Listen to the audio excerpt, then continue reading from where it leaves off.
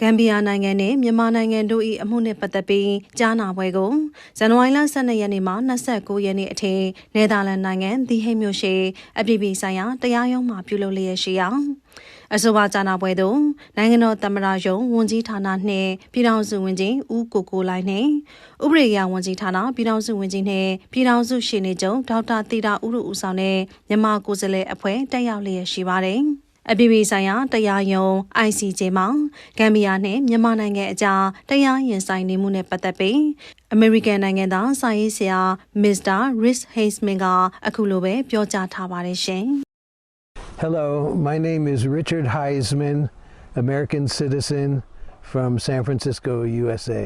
And now I live here in Myanmar. I've been here many times starting 1981. All the way back then, and I've been in Arakan, Rakhine State, many times starting 1996. Okay, I'm going to talk about the conflict there between the Rakhine Buddhists and the Bengali Muslim Rohingya people. One thing to note here is that this conflict has been going on for a very long time, basically since World War II era. And more recently, there's been 3 major attacks by the Bengali Muslim Rohingya in 2012, 2016, and then only 10 months after that, 2017. The 2017 attack was quite amazing in that it was what should be called the world's largest terrorist attack in history. At that time, August 25th, 2017, surprise attack in the early morning started against almost 150 targets.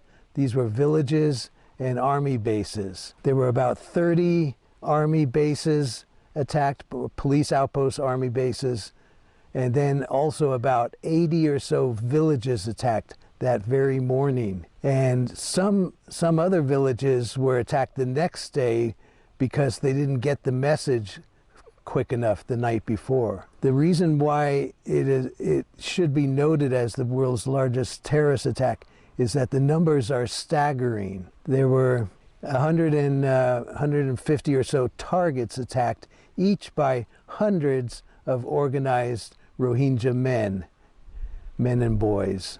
And they did not have sophisticated weapons. Some did have assault rifles, but most of the weaponry was clubs and knives and machete type instruments.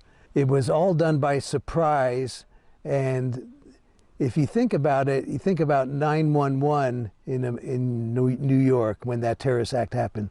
That was considered very big because it was like 19 hijackers, 5 different targets, etc. But this was 150 or 160 or so targets, and actually about 100,000 or so assailants against all these targets.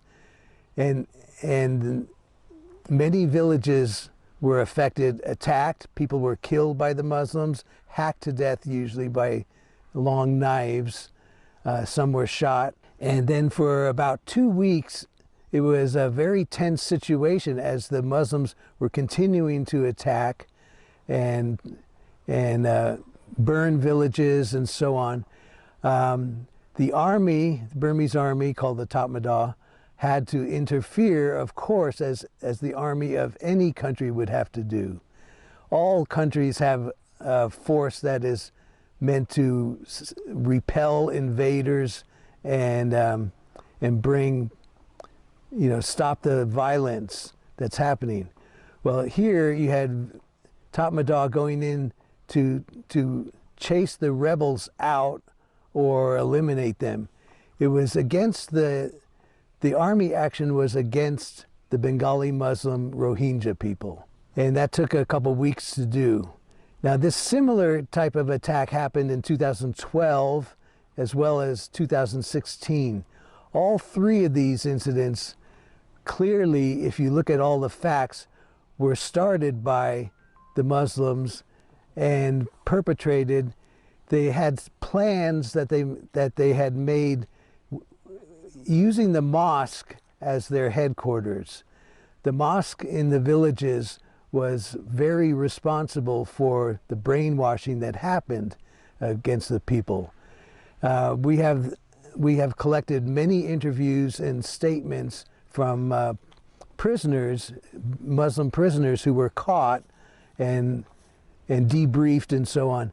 And they all state that their mosque and their Malawi is the Islamic holy man, the Malawis brainwashed and indoctrinated the people to carry out the attacks with the goal was clearly to take over, to expel all Buddhists, all Hindus, the Hindu minority there as well, and other tribal people, expel all non-Muslims.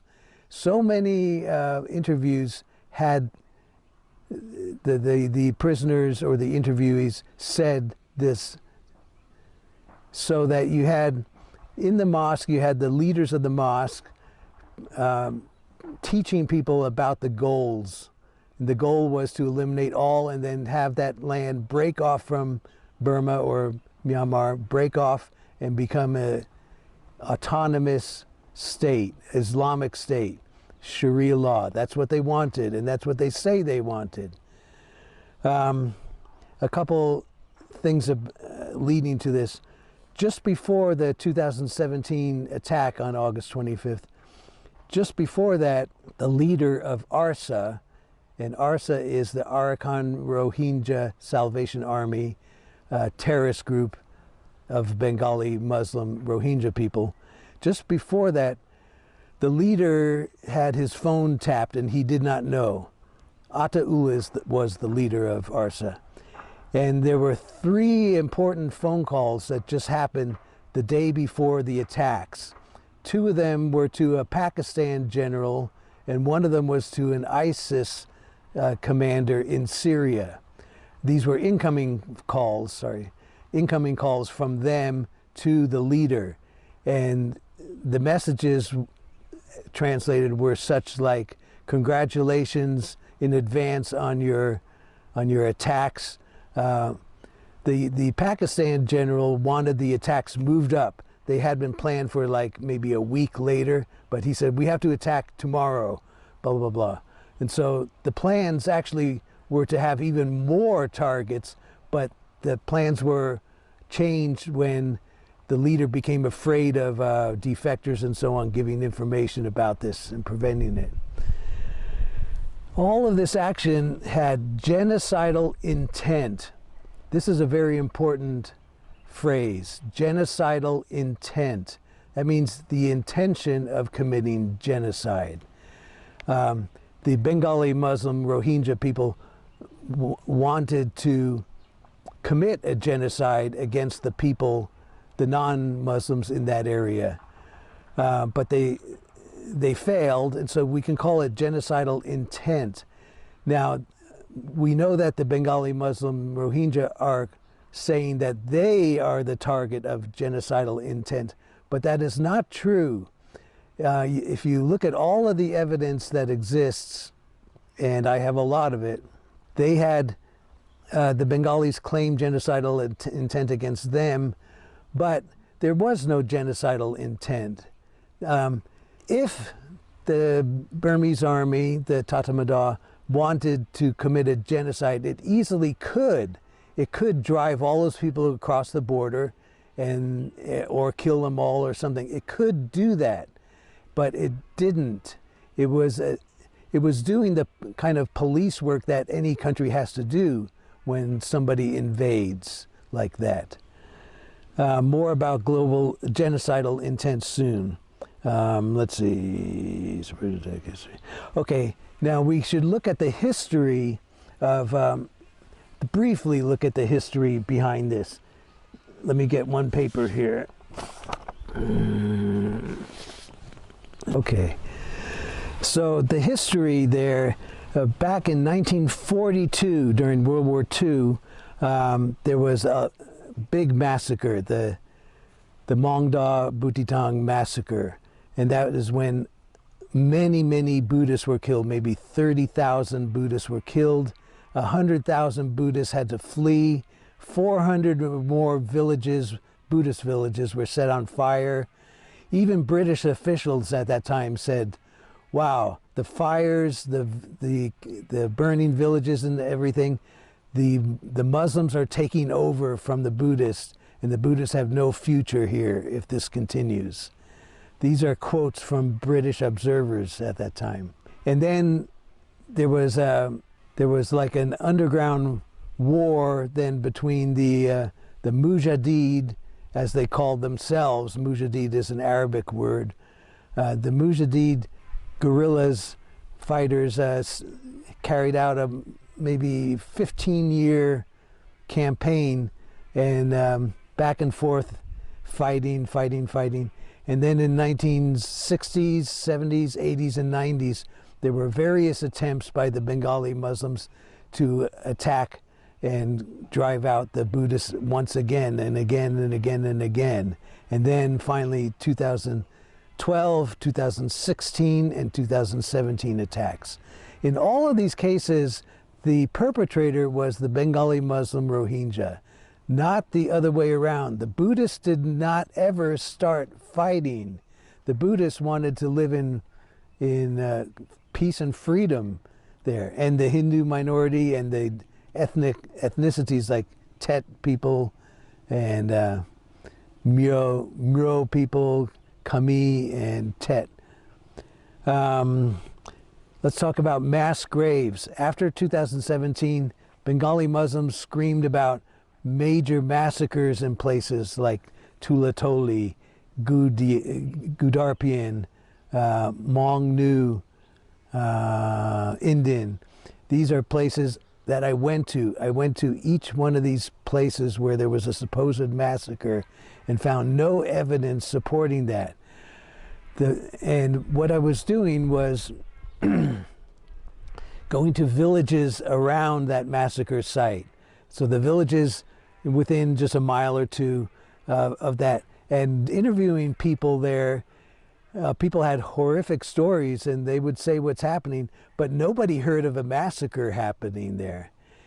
The only massacre that is true turned out to be the massacre of about 100 Hindu people in Kamansake village.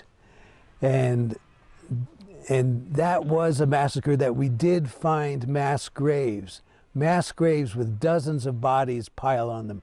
Men, women, children, babies, everything. And then there were some survivors of that massacre, the Kamansake massacre. The Hindu survivors were girls who were about 20 years old, beautiful, and they were forced to watch their fathers and husbands and so on killed right in front of them, their kids too.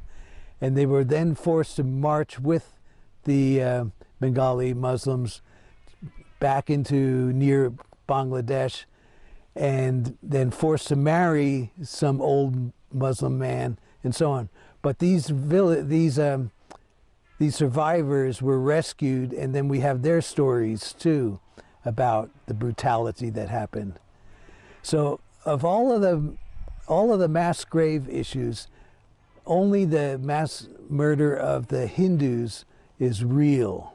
And then, by the way, okay, I was allowed into Rakhine State 3 times with my own team that I picked to assist me, about 5 guys, driver, etc. And I was the only foreigner allowed to do this. One thing I was doing also was translating the YouTube videos that ARSA put out, ARSA or like-minded people put out. I had a translator who was Muslim himself. He was Muslim, but he hated Islam, and he was very willing to document the atrocities and very willing to translate anything. And since he grew up knowing all of the intricacies of the language, it was very good. We translated so many things. We translated 350 videos from YouTube, all showing ARSA in action or so on like that. For example, videos taken by themselves, by them, the Muslims, taken to show, just to show among them. But we got the videos off of dead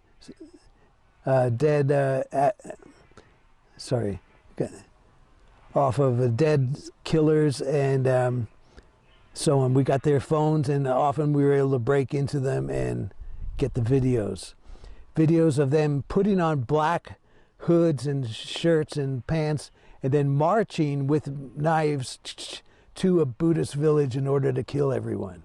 And they did that. We have hundreds of videos of that.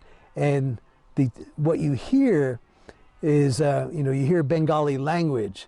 Now, Myanmar people do not know Bengali language. So then you don't know what they're saying, but when I translate them and put subtitles there, then the meaning is horrific. What you hear there and what you see then really adds up to a horrible brainwashing that's going on. Let's see. Okay, now let's talk about the computer that I got seized from a Rohingya ARSA leader, Rashid Ullah. Rashid Ullah was his name. He was the head of the RSO for a time. That was the Rohingya Solidarity Organization. And we broke into this computer that he had. He did not know about passwords or something, but we snatched the computer, and it turned out to have over 700 videos on it. And these were videos that we carefully examined and documented, translated, and posted. These are videos taken in the Mayu Mountains at secret training camps that they had. The Mayu Mountains are the main mountains that are in that area. And videos taken at a secret base in Saudi Arabia where where the Bengali insurgents were training, clearly in Saudi Arabia. And there's many links between those two areas, Mayu Mountain videos and the Saudi Arabia videos. That is startling evidence. That is very, very hot evidence to use.